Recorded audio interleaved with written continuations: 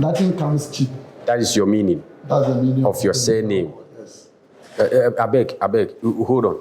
Repeat it again. You said the name is what? Demoyako. Nothing comes without you struggling for it, which means, in short, nothing comes easy. Nothing comes cheap. Where are you from?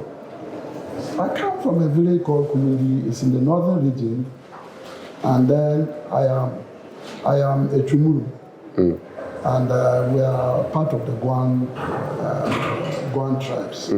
Yes, and then I grew up, of course, in the north. Went to school in the north.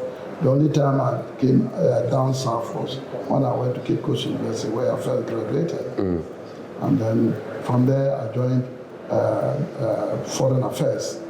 I started as an A5 officer and went through the ranks to get to A1, where I was made ambassador to China.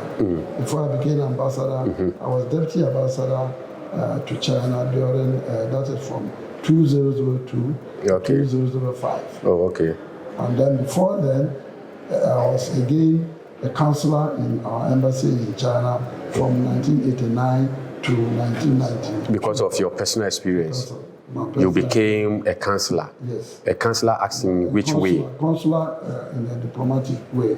Okay. But earlier on, when I was young, like you, I went to Hong Kong University where I studied Chinese. Wow. So I then graduated. So you've been sitting here right now, you can speak Chinese. I speak and write like Chinese. Flowing. Yes. Or maybe breaking ones. No, I speak and write Mandarin. I speak the Southern language, which is the main one spoken in Hong Kong, which is called Cantonese. Okay.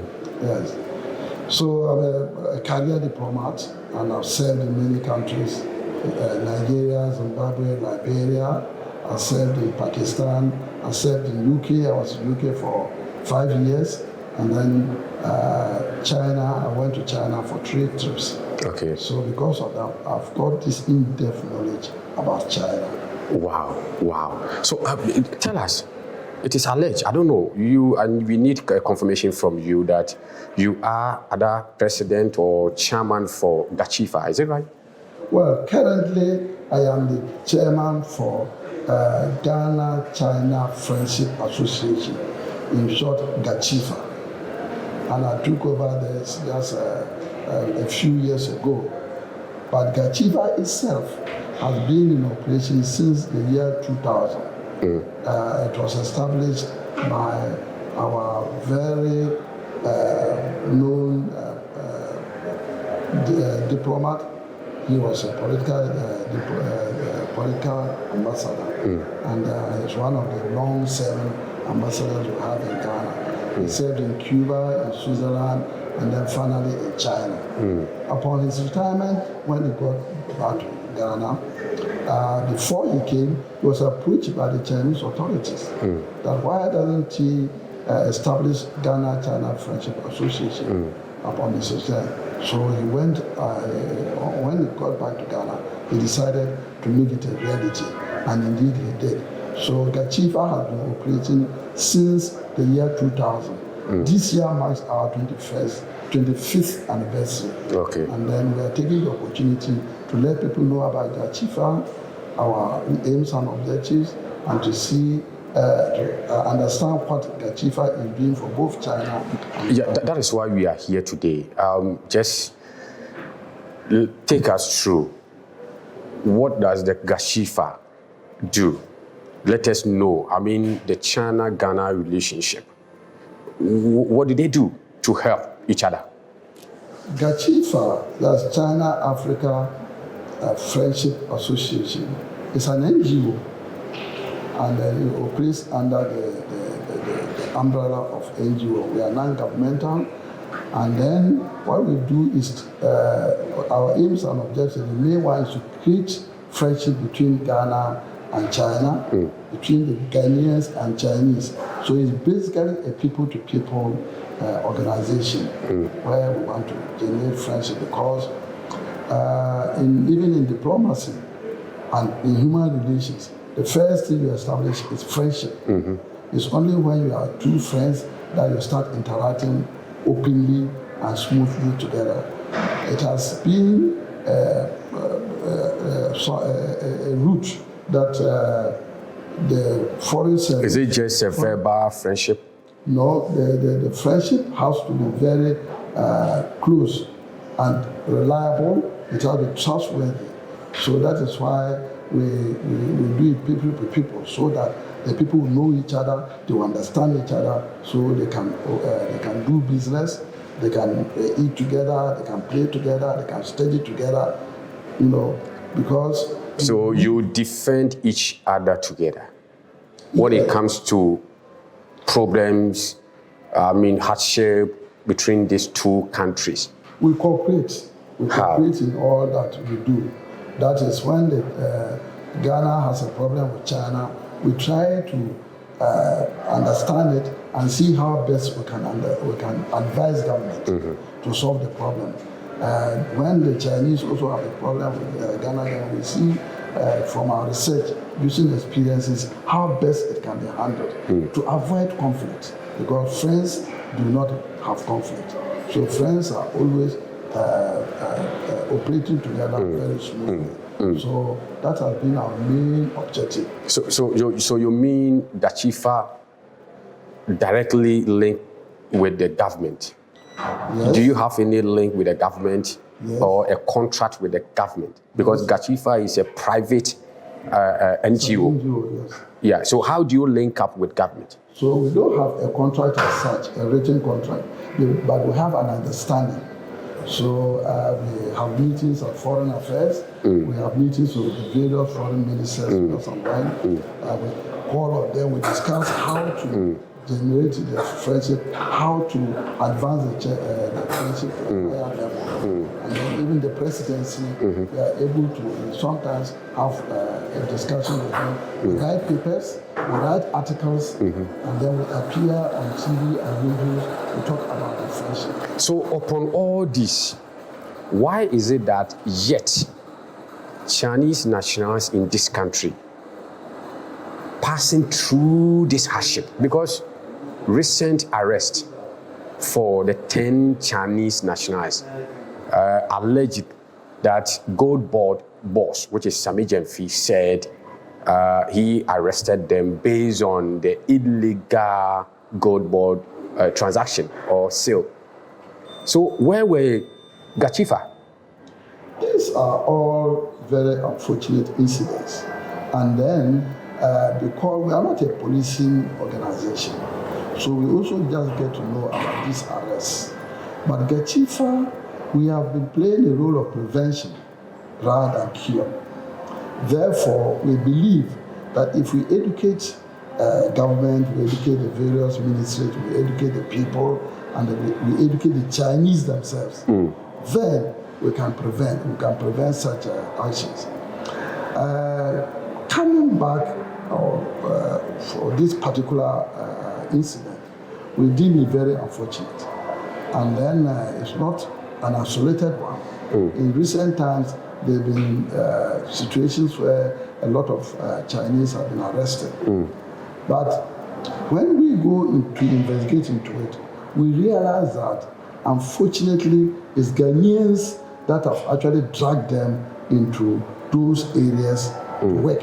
And the Chinese, for the galamsey. Yes, so the Chinese don't know that it's illegal, because the Chinese are just brought here and they are told by the Ghanaians that, oh, we will employ you. And therefore they accept the employment, and they have no way of finding out whether this employment they are doing is legal or illegal, or illegal. One of the basic things is the lack of language, because there's a very which is the language barrier between the Ghanaians and then the Chinese. And so the Chinese, we believe that some of the Ghanaians, they use the Chinese because the Chinese they don't know how to identify illegal actions from legal actions. Which means some of Ghanaians use the Chinese people as a scapegoat. Yes, well, I won't call it just a scapegoat. They use them to do the galamsey and make money. And in fact, in Gachifa, we have had reports where Chinese have come to tell us that they were told by some Ghanaians who came to employ them. If they came to Ghana and they do the galamsey and they dig the gold for them, they will pay $5,000 a week. Wow. When you look at it, it's very attractive. They come, and many a time they go and get the money. They come to us when we ask. Meaning they deceive them. They deceive them, and they tell us that when they do ask the Ghanaian employers that, oh, you said you will give us the money, what is it there? So, oh, we have that, we got the gold, we have sent it to Hong Kong, we have sent it to Switzerland, we sent it to Europe, we are waiting for the money to come. You know, when the money comes, then we pay you. And some others say they never really get paid by the Ghanaian employers. So there's that basic problem that exists because if you look at it, the Ghanaians are using the Chinese more than the Chinese using the Ghanaians. And we also find out that when they are with Ghanaians working at a factory, or even the galamsey, how come that when the police get to the site, it's only Chinese they see? Because the Ghanaians are able to get tip-off and they run away. So it looks something else. Yes. I was also wondering why always they arrest the foreigner as a Chinese national. But the question is, who brought them? The Ghanaians bring them. But after they've come, for us, if the Ghanaians were very helpful and helping them to do legal things, or the right thing, problems won't arise. You know, this problem will arise. So will you also agree that the problem, we should also blame some of the Ghana, our institutions? Because one, when you talk about the galamsey issues in this country, you will call on Lands Commission, Mineral Commission, Forestry, and then EPA. Can you blame them also? Well, I don't believe in this blame game. I think what's happening is that, and I said it from the beginning, first, the Ghanaian institutions don't understand that the Chinese have been brought, and we don't accept that they've been brought here to work as laborers, you know. And then the other bit is that the Chinese also don't know that what they are doing is illegal. You see, because they are not educated by their employers who are Ghanaian. Because they don't understand English and then they don't understand Twi. Yes. So that is the main reason. I think that the institutions have to start working, you know, closely together, because, like I mentioned, how come that each time they go to site places, it's only the Chinese they find? They don't find the management of the Ghanaian management, even some of the laborers, because there are some of the people, the Chinese tell us when they come to report that they work with Chinese Ghanaian workers, and yet one day when they go to work, they don't find the Ghanaian workers, and that very day they all run. They come and arrest only the Chinese. So it is something that the institutions have to. So do you think Ghanaians are not being fair to Chinese in this country? It's not a question of fairness and being unfair. It's just a question of not being truthful. The Ghanaians are not truthful to the Chinese, and the Chinese blindly do the things that they do without them knowing. So I think, for example, that if you go to a factory or you go to the galamsey site, and then the Chinese are there and you arrest the Chinese, you have to go further. The Chinese don't register the galamsey. Somebody owns the galamsey site. So let's look for the people who own the galamsey site, people who own the factories. We don't jump to conclusion. Yes, because they are just laborers, and they come innocently, and most of them are ignorant. When they come to us and we interview them, they just tell us. There's one group that said they arrived in Togo. From Togo, they didn't even know the name of Togo. They said they arrived in a certain country.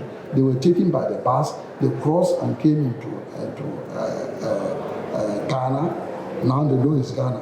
And then straight away they were sent to the forest. They've been there for 3 months. Wow. They've not been anywhere because that's where they live. They don't know where else. They don't know what to do. So when the people come to arrest, they have nowhere to run away to. So they're always there, and that is why they get arrested. But I think that our various institutions must start learning how to go behind just the Chinese. They should let the Chinese know who employed you. How did you come to Ghana? Meaning when they arrested them, or when they arrest them, they don't even allow them also to express themselves. You know, because it looks as if Ghana will lack translators. You understand? Once you said you know how to speak a Chinese as a Gachifa chairman or president. We don't like. When this situation happened, why didn't you intervene so that you can also go there and then maybe help hand to hand? Okay, let me also find out from these people that you have arrested. Let us hear them. Who sent them to that particular site? Who asked them to come to Ghana? What is the purpose? Before they can even crucify them or maybe prosecute them. Because these 10 Chinese that we arrested from Wassa Ekropon, which is Asankregwa, right now, what we have been hearing is that they deny their bail. They have been there for 2 weeks now. They don't even allow anybody to visit them. Do you think it's human abuse in this country? No, we haven't gotten that far yet. The first thing is, I was chipping in. We don't lack Ghanaian Chinese translators here in Ghana. So it's deliberate. In the past 5 years. So it's deliberate that they don't even provide any translator when it comes to this situation. I think it's lack of. I think it's our very elucidation ways of doing things. You know, because for example, there are certain situations where they've arrested Ashantis, Hausa speaking, and then there are other criminals who even go to court and they say that I don't speak Twi, I don't speak this, I speak Hausa. But the courts are able to go and look for a Hausa person to come and do the translation. Exactly. My point here is that those various institutions that arrest them, they don't look for anybody to do the translations for them. So deliberately they do that? Well, I would say maybe lack of details. Lack of detail. We don't do details, you know, and sometimes we get carried away by the media. Carried away by the media. The media, because I, as chairman of Gachifa, I heard this incident about the gold receipt on radio and TV, just like you did. Nobody invited us. Nobody mentioned it to Gachifa, and even. But you should have also approached when you hear. Do you want somebody to invite you before you go? Because the relationship between China and Ghana, you said you established that thing because of friendship. Yes. So the moment you hear that something is going wrong about the other country nationals, you shouldn't even wait for somebody who should invite you. We first of all, when we heard of this, we got two of our people to go and then approach the authorities. The authorities, like you said, you rightly said it. They said no, you don't want them to anybody to approach it. So they don't allow you. Yes, they don't. Are you sure about what you are talking about? A number of times. A number of times. It has happened a number of times. Is it because they don't know your NGOs? Well, one thing that maybe they don't know about Gachifa. But even if they don't know about Gachifa, there are situations where the courts in Ghana have approached us, and we have recommended interpreters to go and translate for them. In fact, we have one of our ladies who has been doing a lot in court. You know, meaning Gachifa is not recognized? Well, no, it's recognized, but it's not widely known. And that is why we are using this our 25th anniversary to do a lot of things. We did this. We did a press launch, media launch, and then we are going to do a road show on the 2nd because we think that we have to publicize more about Gachifa so that people will know more. But I think that if you take our government institutions, they know that when they go to Chinese embassy, even they can get translators. But are you aware that Chinese nationals in this country don't have anybody to sympathize them and also speaking on their behalf? when something terrible happens to them? Yeah, you are right. They don't have because the Chinese embassy, once we also have that in Ghana, but we are in Ghana outside, but we are a little flexible. In the case of the Chinese embassy, if you don't register with the embassy and you run into any problem, they won't come to their rescue. That's their culture. Yeah, most embassies do that approach. It's not only Chinese embassy. It's not only Chinese, but in Ghana, we are very flexible and we normally sympathize with Ghanaians. When I was an ambassador, even an officer, we used to go visiting them in prisons and what have you. It's not every country that can put. One, the case of China, there are so many that if they mean to do that, then they will have no way until they finish. So it is we who have to find out what is happening, about the Chinese, because I find it very difficult to believe that the Chinese will just get up, come to Ghana, and start looking for a forest in Asakangwa to go and mine. River Ofe and Cobra, those village. Yes, because there was one time, this was back in, I think, 2015, there was a similar case in the same place that they were arrested. And then we sent an officer. He spent almost 1 week, at Asakangwa, and he was able to sensitize both the Chinese and the locals, and they started living happily. In fact, the Chinese even married a Ghanaian there, child.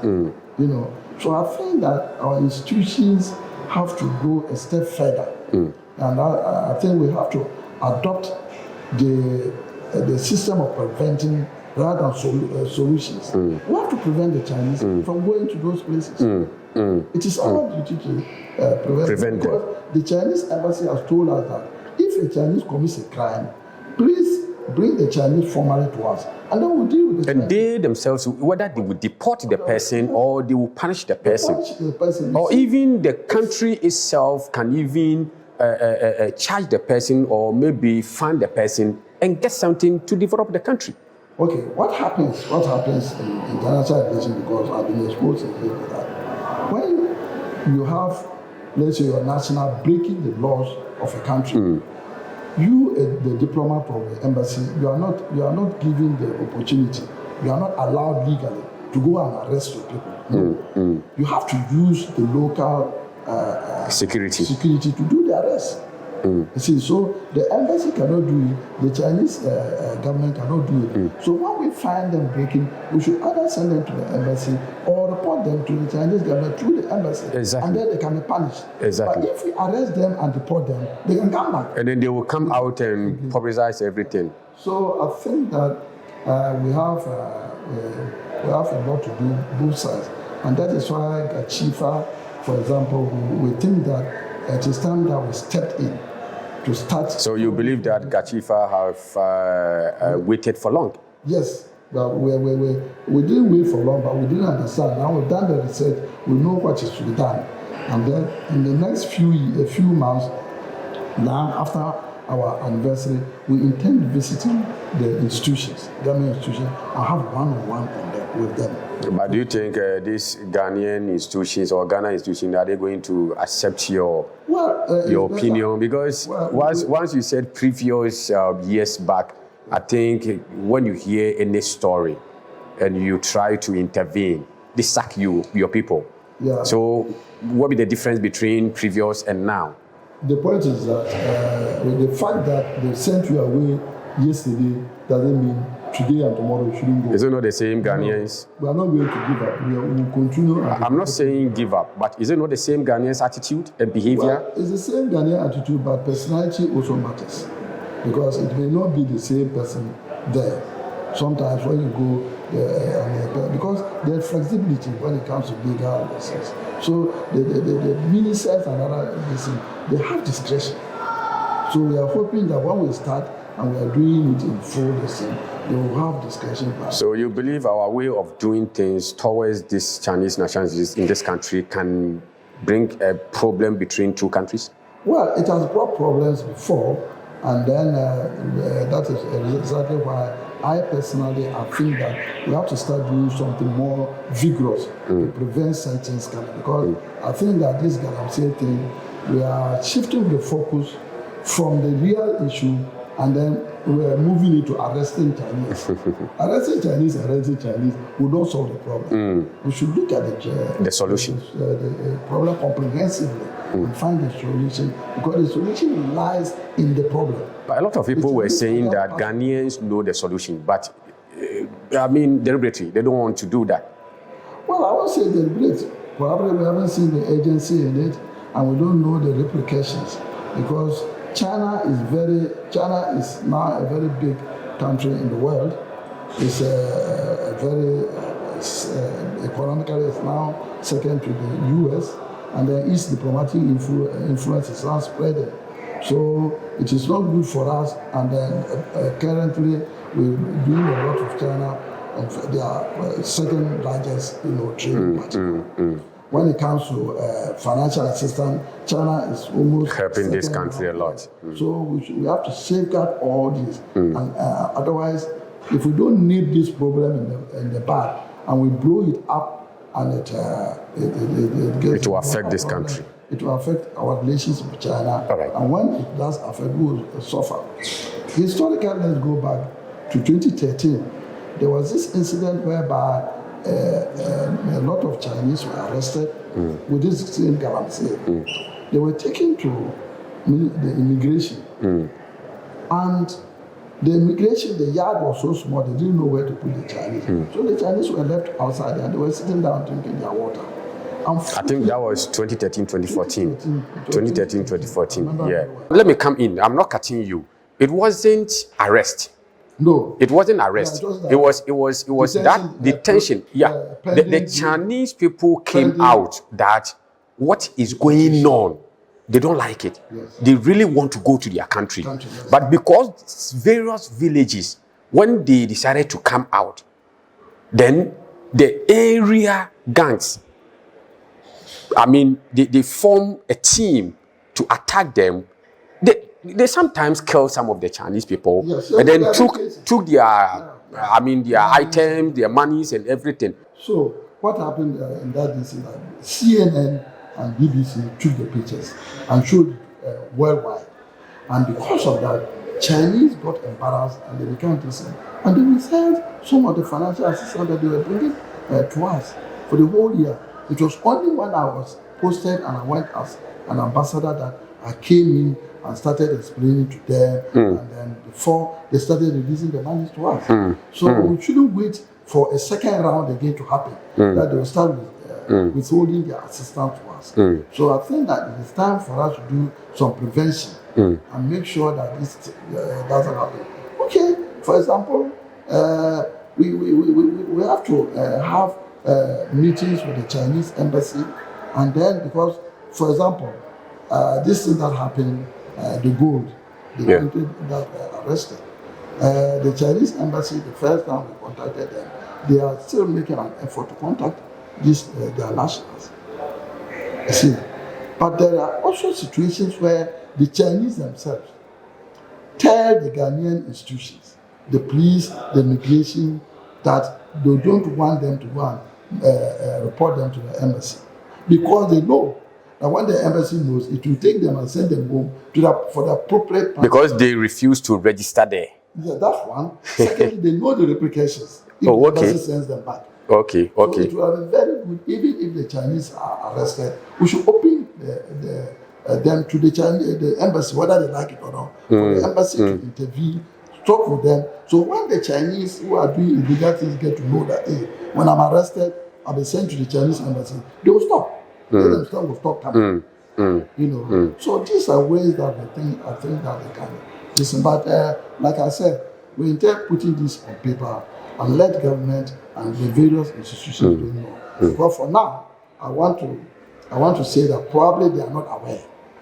But are you aware that Chinese are calling for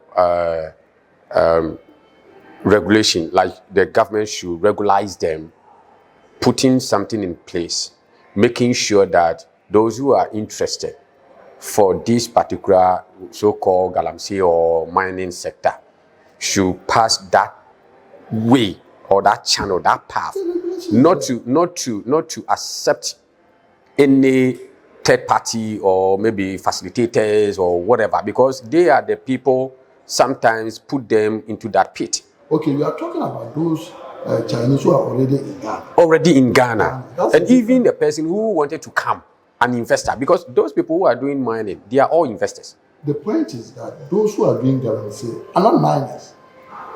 They are being employed because the Ghana government... But that is what Ghanaians, we understand it. The Ghana government regulation is quite clear. No foreigner should do galamsey. So they are partners?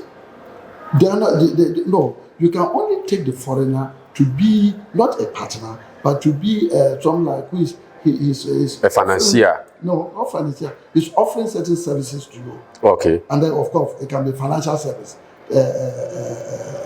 technology, and all that. So that one is clear.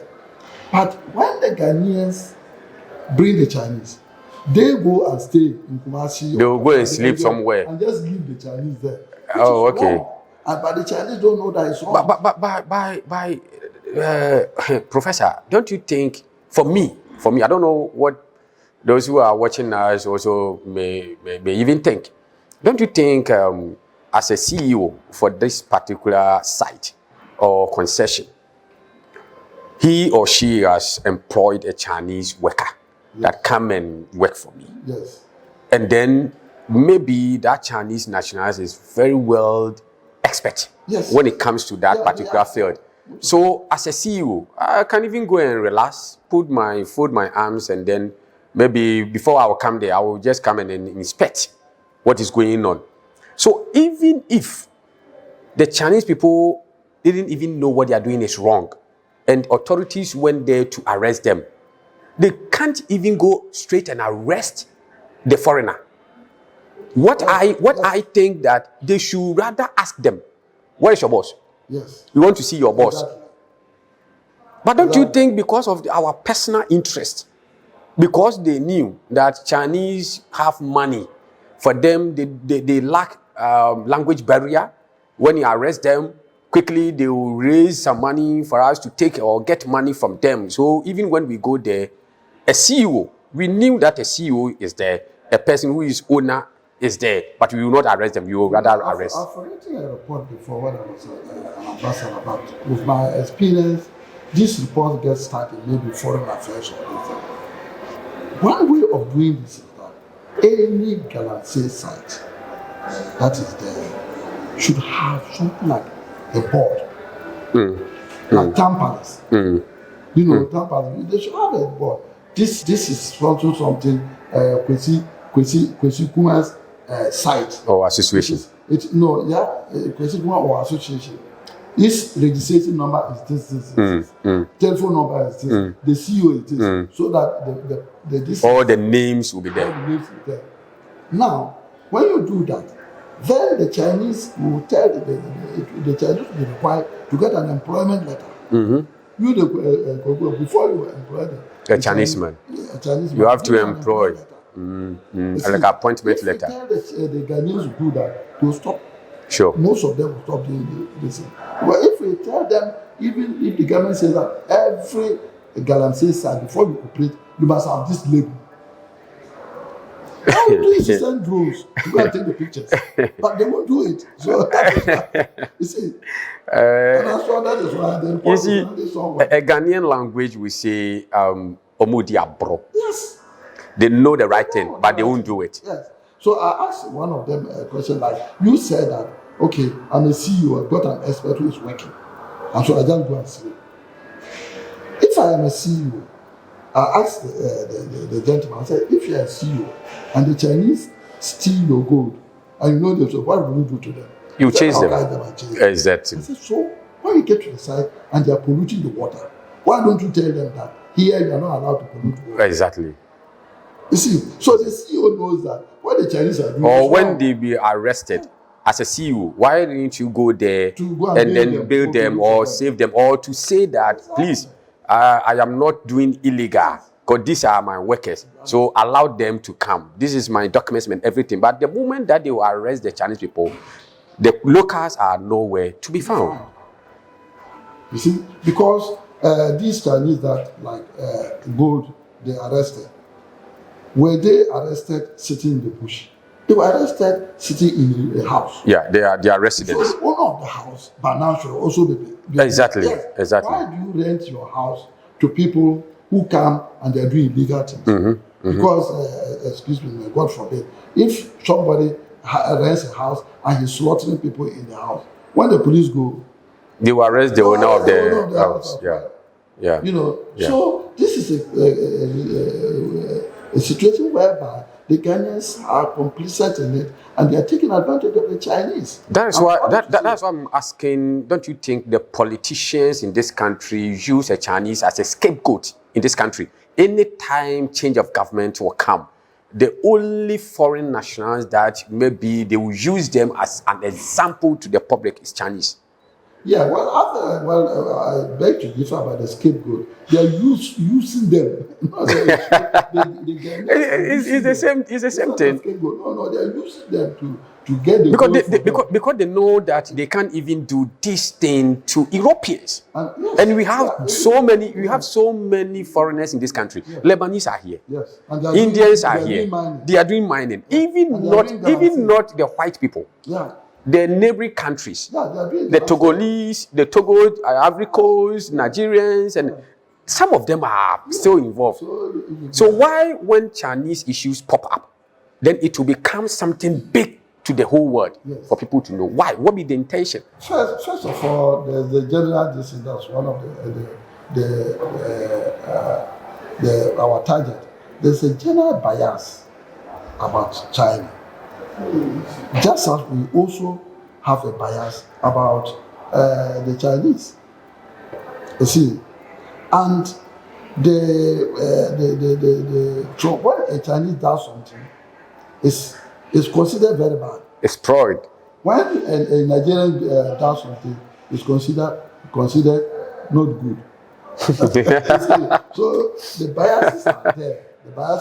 But I think that I find unfortunate, and for me, 90% of the blame is on the media. Because a media, if you go and have arrested Chinese, you take their pictures. Should that be the end? There's no investigation. There's no investigation. And, like the minister was rightly asking them the questions and that kind of thing. And so much that I even had problems pronouncing the names. For me, he was just, straining himself to no avail because the people have been arrested. So you are taking action on them. You don't need the publicity. Action, somebody has told you. Go grounds, investigate to know the source. And punish them. Don't you think it's because of fame? Well, maybe initially one may think it's fame, but it will bounce back to you because how come that this thing is becoming more and more repetitive? All right. Thank you very much for watching us. This wonderful conversation and then wonderful interview with our Professor Anane. You said the surname there. You need to help me. Well, that's Anane. Ambassador Anane is fine. No, I still want, because people want Bedi Demuyanko. So that is your Professor Anane Demuyanko. You know the meaning already. You know the meaning. So you can call me Mr. AA for short. AA for short. I am your host today. And then our professor have spoken a lot. And I believe you also, I believe, I believe you also heard him right, and then whatever that you say by comment and then contribution, whatever that you think of, only this channel that you find prominent people, high hierarchies, and then our authorities in this country called Ghana. You say the truth, nothing but the truth. Professor, finally, tell us. I think we have spoken a lot about Chinese, and then the relationship between China and Ghana as a gachifa. Now, what do you intend to do? I think you have said a lot, but we still want more. Now, what should we expect from gachifa when it comes to China-Ghana relations?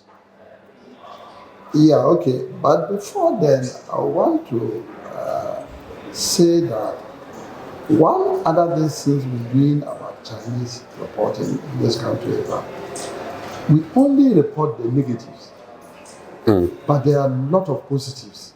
The positives are almost 99%. Like this hotel that we are living in, we are having this interview in. Which is Tank Palace Hotel. Tank Palace Hotel. Central Oil, Greenhouse Company, Sunda Tech. And there are Chinese companies up north, for example, who are doing legal and very good mining in Bolga, Yes, Shandong mines. They are all doing very well. So we tend, as a people and as a country, to overplay our negatives rather than play our positives. So our appeal to people that, yes, in Ghana we have this saying that Ephebia Mensa will.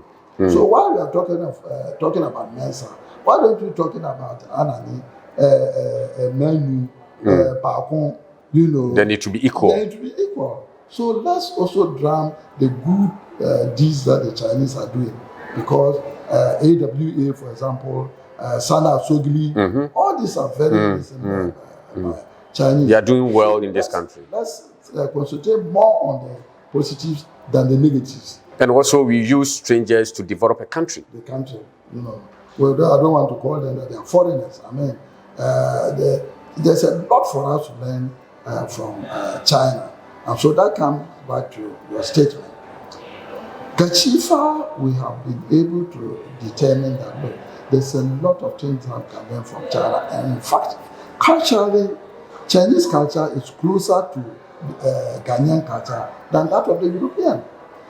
Chinese culture is family-based, and it's the same for us Ghanaians. Chinese culture is based on trust, sincerity, and hard work. Unfortunately, in Ghana, we are losing this trend of trust and respect.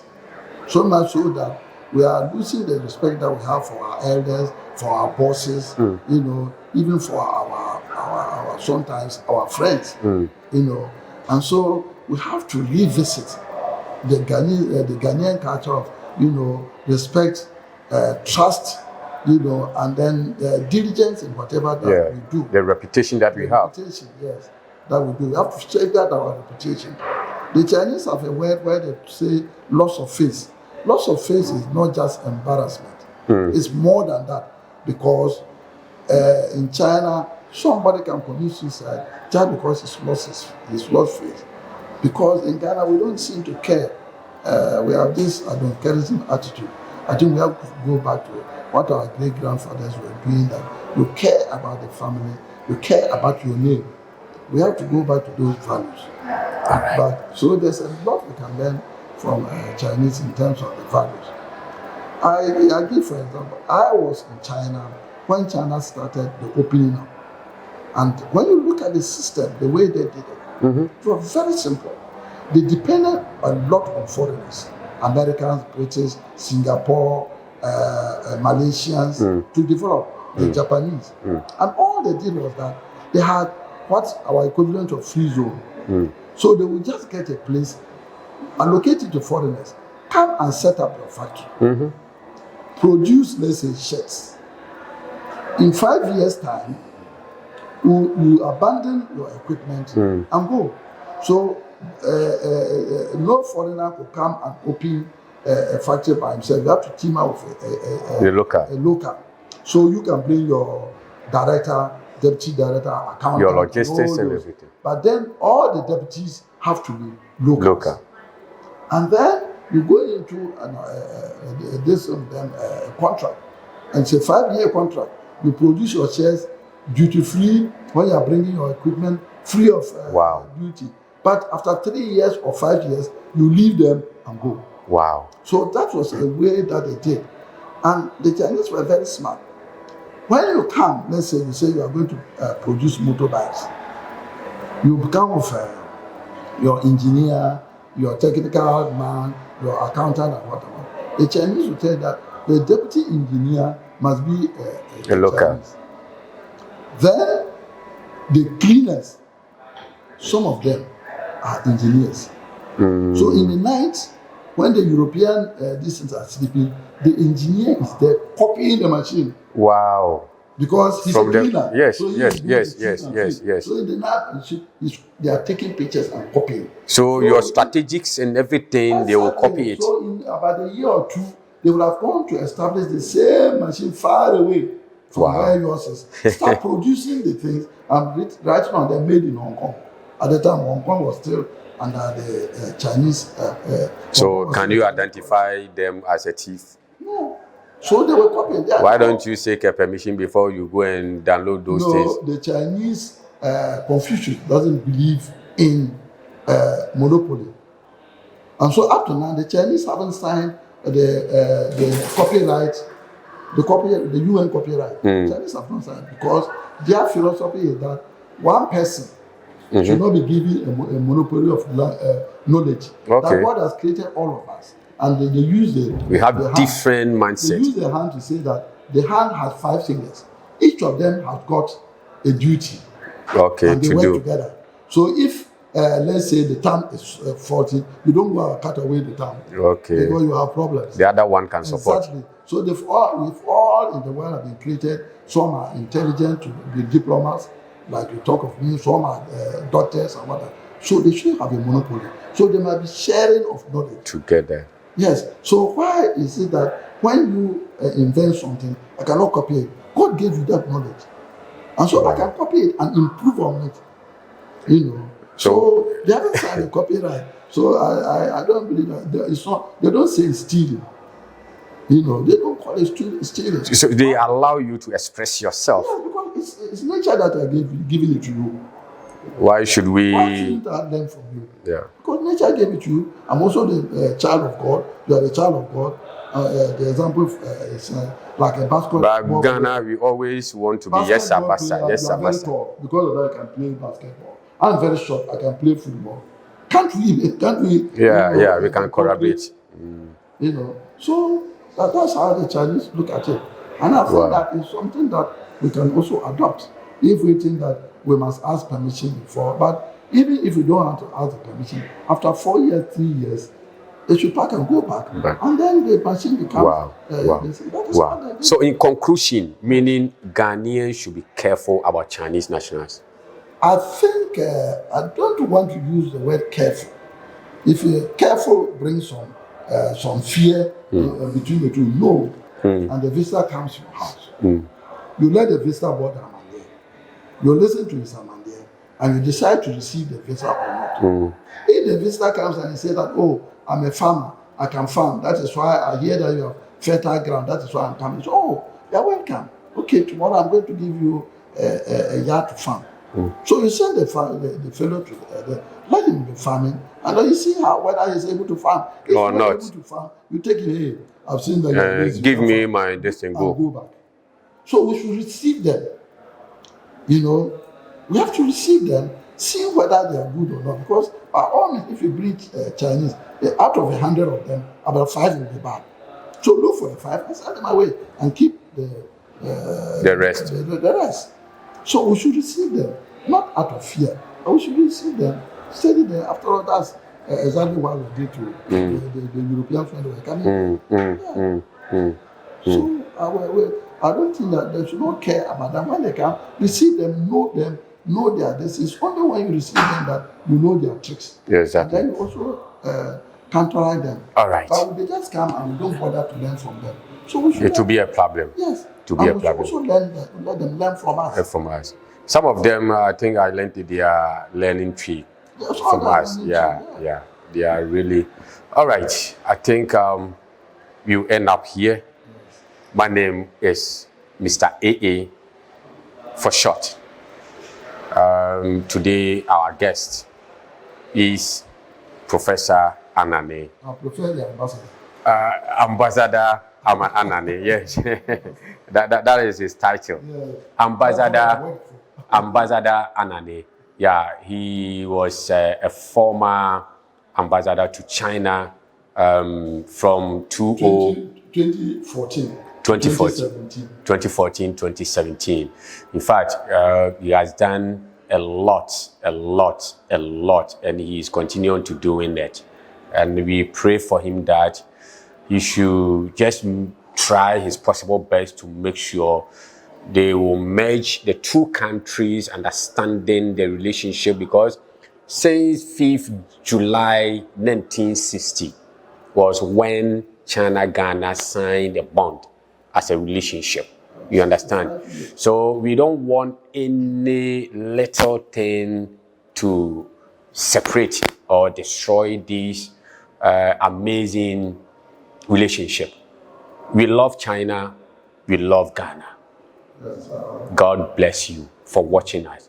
Kindly share for us, and then you'll hear from us later. Bye-bye.